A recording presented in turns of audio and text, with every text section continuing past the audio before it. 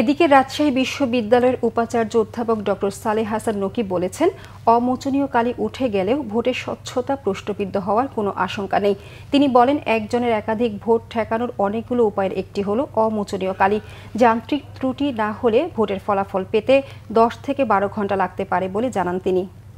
আমাদের যেই সিস্টেমে ভোট গ্রহণ চলছে তাতে কালি হচ্ছে একাধিক ভোট আটকানোর অনেকগুলো পন্থার মধ্যে একটা।